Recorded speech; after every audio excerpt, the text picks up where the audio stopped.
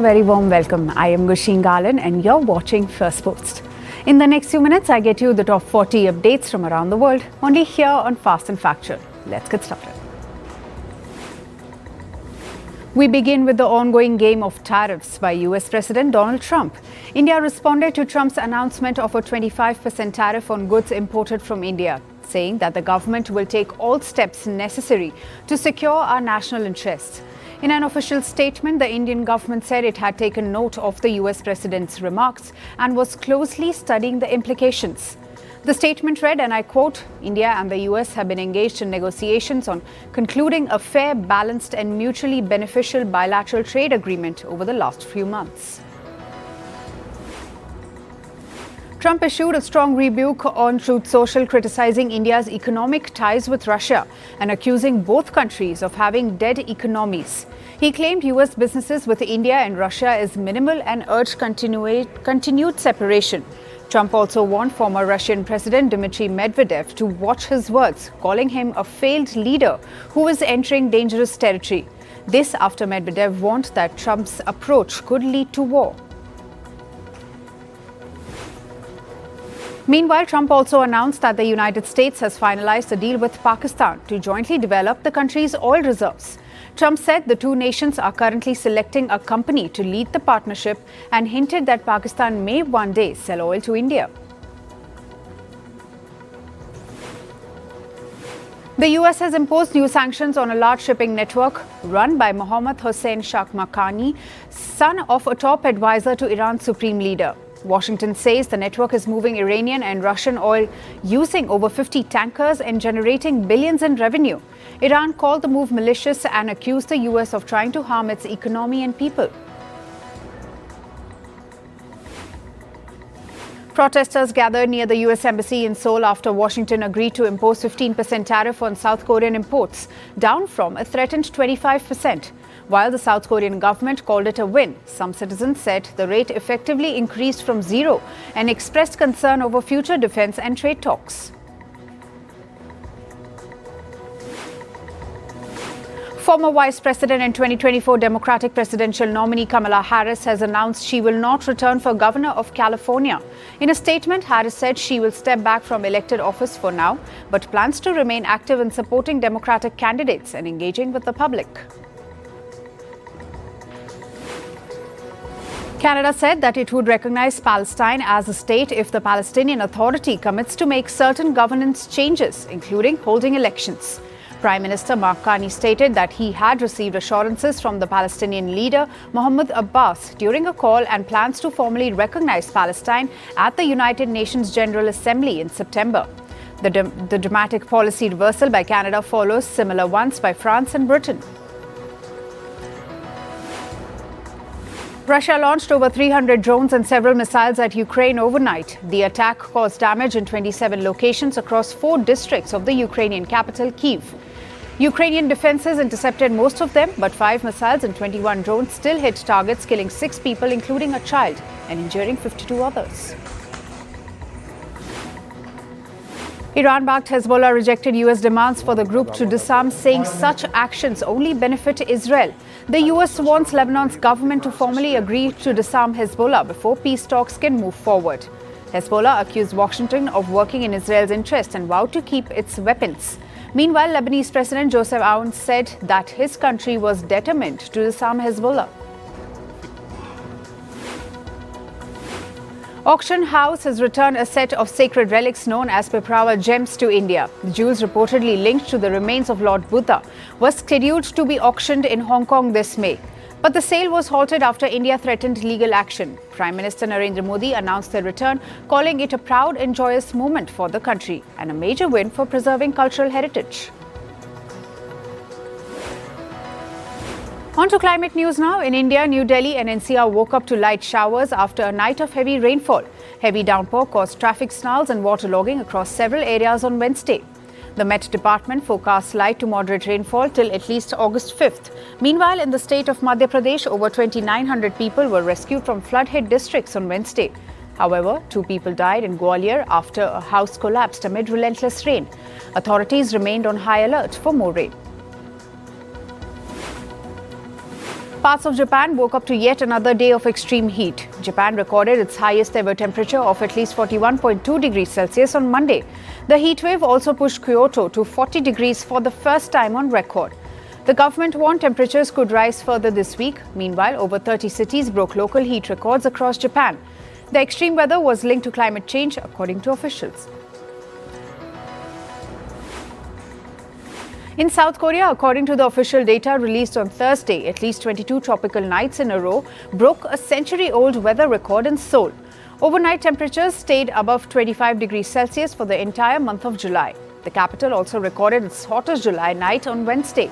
Meanwhile, the heatwave has killed at least 13 people so far, and thousands of animals have also died. According to the meteorological department, the intense heat in Seoul is expected to continue. In the US, New Mexico woke up to light showers and thunderstorms. This came after a day of heavy downpour and flash flooding. Floodwaters swept through the upper canyon area of Ruidoso on Wednesday. Monsoon rains caused the Rio Ruidoso to overflow for the third time. Dozens were rescued from homes and vehicles. This comes just weeks after a deadly flood that killed at least 3 people in the same region. Officials remain on high alert with more rain forecast for Thursday. New Zealand's government voted to restart oil and gas exploration on Thursday. The move reverses a 2018 ban that aimed to fight climate change. Leaders say it will help ease energy shortages and cut high prices. However, environmental groups called it a step backwards. At least 68 lawmakers backed the bill while 54 voted against it.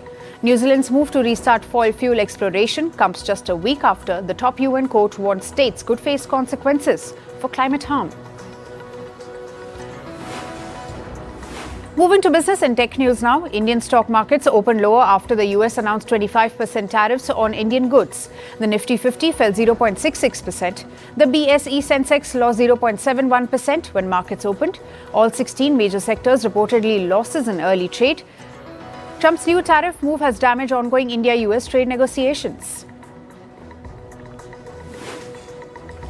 The US has put sanctions on 6 Indian companies for trading oil and chemicals with Iran. Washington says the trade helps Iran fund terrorism and violence in West Asia. These actions violate US sanctions that aim to block Iran's revenue sources. In total, 20 companies from different countries were hit with penalties. Oil prices went up for the 4th day in a row. Investors have raised alarm about supply cuts due to the Ukraine war and new tariffs unveiled by Trump. The US is pushing for a quick end to the war. It is also penalizing buyers of Russian oil. Brent and US crude prices both saw modest increases. Japan's central bank left interest rates unchanged at 0.5% as expected. It raised its economic growth forecast slightly from 0.5% to 0.6%. Inflation is also expected to rise more than earlier predicted. The bank warned of a global slowdown and weaker business profits ahead. Airbus made a profit of $1.7 billion in the first half of 2025. It was up by 85% as compared to last year. Airbus delivered fewer planes due to engine supply issues, especially for A320 jets. However, it still got more new orders of 402 aircraft versus 310 last year. Overall revenue went up by 3% due to strong demand. Samsung's profit fell 55% in the April to June period. This is the company's weakest performance in 6 quarters. Sales were hurt by delays in memory chip shipments and US export bans to China. However, a new $16.5 billion chip deal with Tesla may help boost future growth. Ford expects to lose $2 billion this year, more than it thought earlier. This is due to US tariffs. The motor industry giant has already paid $800 million in added duties by June. It also took losses after scrapping an electric car program, most of Ford's production in the US. Microsoft says it will spend a record $30 billion this quarter, mainly to support its AI and cloud growth. Its Azure cloud business crossed $75 billion in yearly sales, more than what it expected. The massive spending shows how serious it is about staying ahead in the race. Other tech giants like Google and Meta are also spending big, but Microsoft may outpace them all. Google will sign a voluntary European Union code to follow new AI rules. The rules cover things like AI training, data summaries, and copyright compliance. Google supports safer AI but says the rules may slow down progress.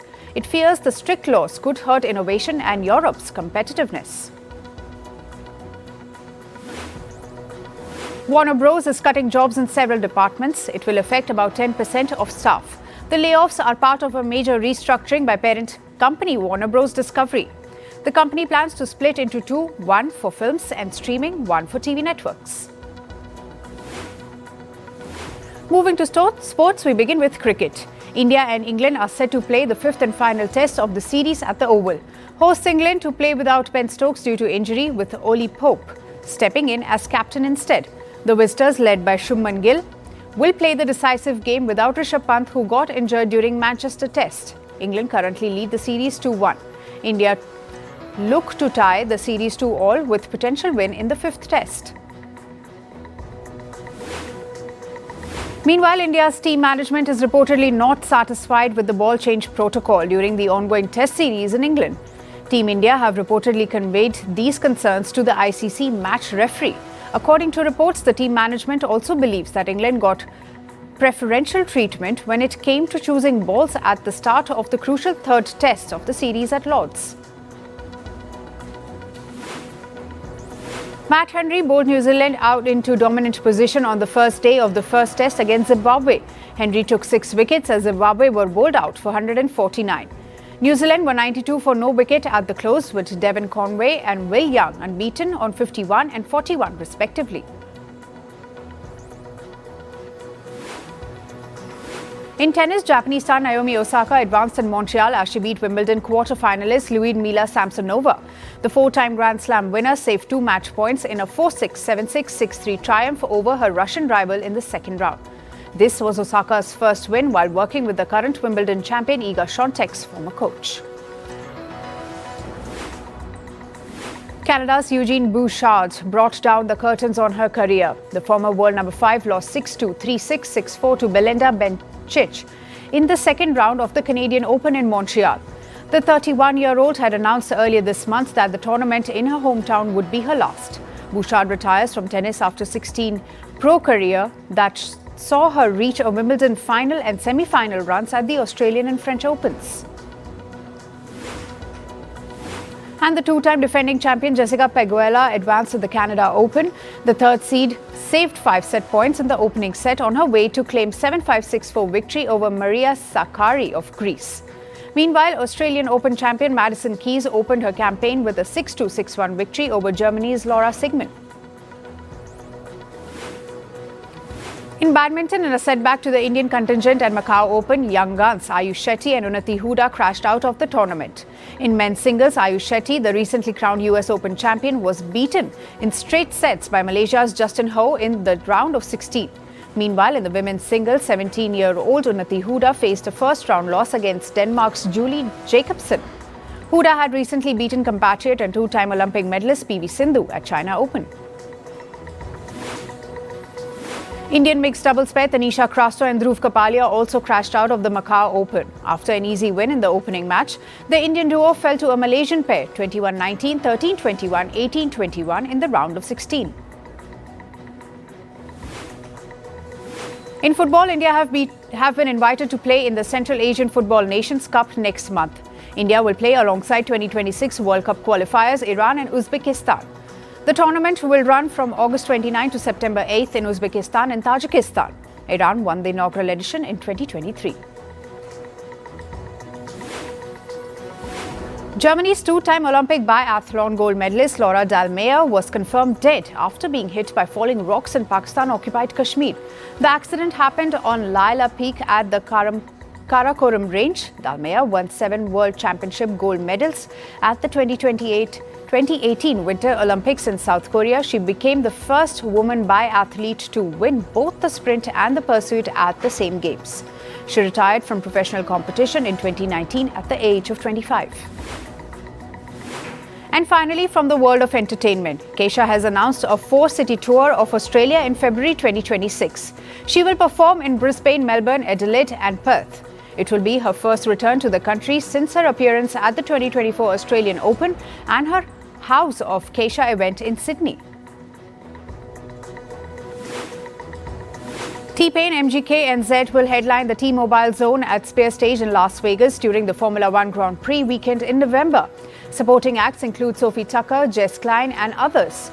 Zed will perform on Thursday, MGK on Friday and T-Pain on race day. Tyler Perry has confirmed the script for the third installment of his film series Why Did I Get Married? It has been tentatively titled Why Did I Get Married Again? Perry tagged the original cast including Janet Jackson and Jill Scott, hinting at their possible return. The project has been long anticipated by fans. Aaron Sorkin is developing a sequel to The Social Network with actors Mikey Madison and Jeremy Allen, White in talks for lead roles. The new film will be based on the Facebook files. It is a 2021 Wall Street Journal investigation revealing the platform's role in spreading misinformation and harming teen users. The project has not yet been officially greenlit. And Jason Momoa shaved his beard for the first time in 6 years to reprise his role in Duncan Idaho in Dune Part 3. Sharing a video of the transformation on social media, Momoa said he disliked the clean-shaven look, but he did it for director Denis Villeneuve. The film is set to release on December 18, 2026.